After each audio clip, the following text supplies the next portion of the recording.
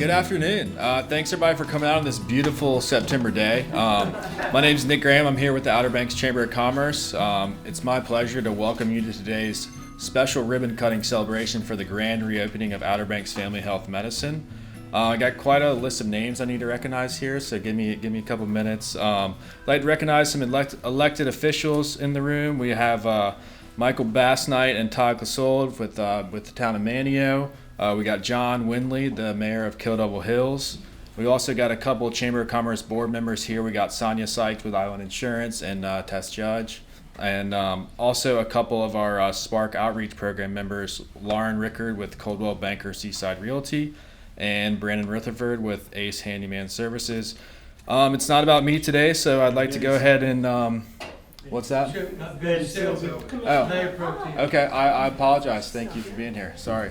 But yeah, it's not about me, so let's go ahead and introduce Ronnie Sloan, the president of Outer Banks Health. He's our host, and he's going to give some remarks. Thanks, Ronnie.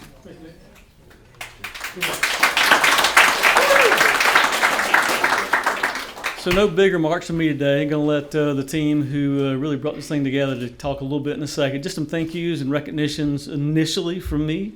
We have a few folks here, our board of trustees, Myra Bowen. Where'd I see you at? Yep, right there in the back. Thanks for being here, Myra. Sandy Martin. Where'd Sandy go? Right there behind Tess. Pete Berkheimer. You still here, Pete? Pete's way in the back. Thanks, Pete. And Jason Wattell as well, right there. Thanks. And Development Council members, Kay Jones and Tess Judge both. Thanks for being here today with us as well. And not an official. Who'd I miss? Sandy. Oh, Sandy Martin. I didn't say Sandy. I'm in so much trouble. She's on both. I know. She's on everything. I can't remember that. I don't need to recognize this person, but he's my neighbor. I might get in trouble. Gary Hunter's here.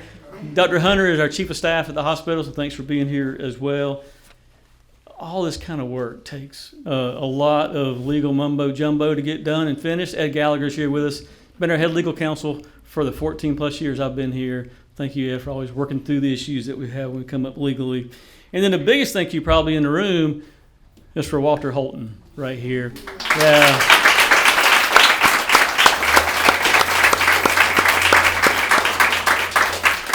Dr. Holton had a vision.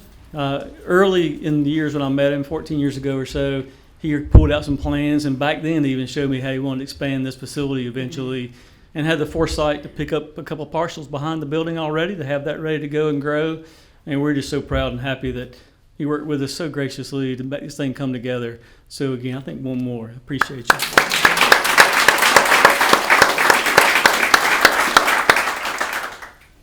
Then all the neighbors, we had a lot of construction going on. Appreciate the neighbors across the road there behind us for sure. Our owners, ECU Health and Chesapeake Regional, obviously thanking those folks. C.A. Lewis, who built this beautiful building, and some others as well at the hospital. Gene Beddard, I don't know where Gene got to, but he's been the supervisor of projects for several years, and he brings it all together for sure. So thanks, Gene, out there somewhere. Dunn Dalton, Amy Perry. Is Amy still here? Yeah, she's hiding. She's hiding. Amy's hiding. So architectural firm that drew this building, and thank them for a beautiful building and pulling that old building together with a new building. Just fantastic stuff. The roof line looks great. I don't think Tim Whitehurst is here, but Beach Mowing does a lot more than just beach mowing. They did all the landscaping, all the irrigation, all that kind of stuff. And keep Tim in your prayers. He's going through some things right now health-wise, so I wish you keep you in your prayers, please. ECU Health Facilities and Properties, Todd Skinner was here. He's retired since we finished the building, but he's helped us out for years, our project manager down here. And his whole team up in Greenville assists us with a lot of things. And then the Outer Banks Health team just as a whole. So everybody, raise a hand if you work for us anywhere. Yeah.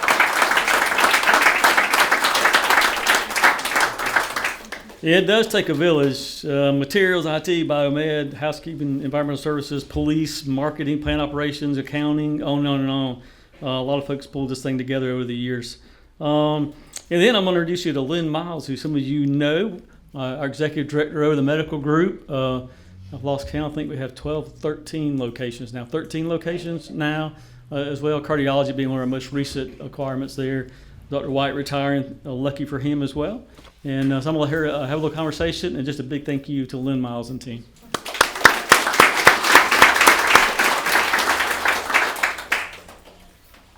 goodness, look at all these faces. It just makes my heart so full. If you'll forgive me, I am going to read directly from my notes because it's so important not to miss any component of today. And in gratitude, I don't want to do that.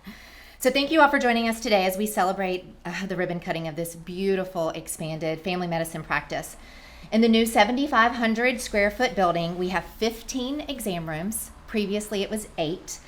We have an improved ADA design. How impressed are y'all with the exam chairs, right? They're incredible.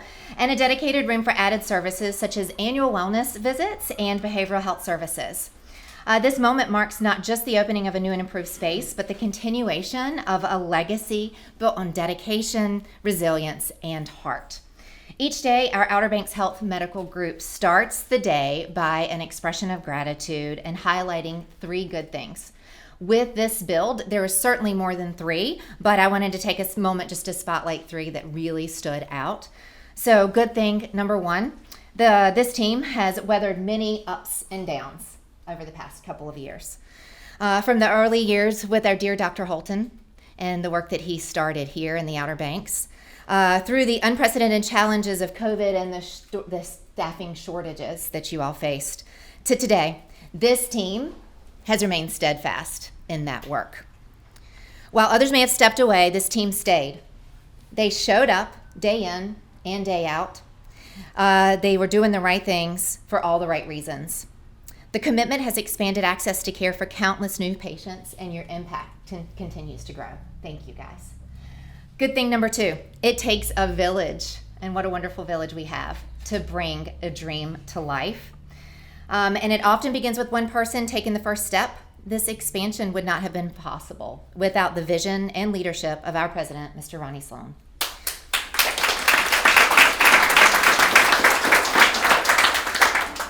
His thoughtful approach and unwavering belief in what this practice could become laid the foundation for everything that we see here today. Thank you for that. Good thing number 3, this new facility is just more than bricks and mortar. It reflects the intentional planning, strategic foresight, and a deep commitment to growing access to the community and for educational opportunities. We currently care for almost 4,000 patients at this location, but we have the ability to grow for up to 7,500. As we also designed the space with the intention to host medical students, which we are already doing here, and other learners of various stages throughout their journey, ensuring that the next generation of caregivers is nurtured right here in the Outer Banks. We want them to be able to stay here and provide care here. To every person who contributed, whether through vision, labor, support, or encouragement, thank you. This is your celebration too. We look forward to the healing, learning, and connection that's going to happen within these walls for the many years to come. So thank you all for being here. It's a great day. Thank you.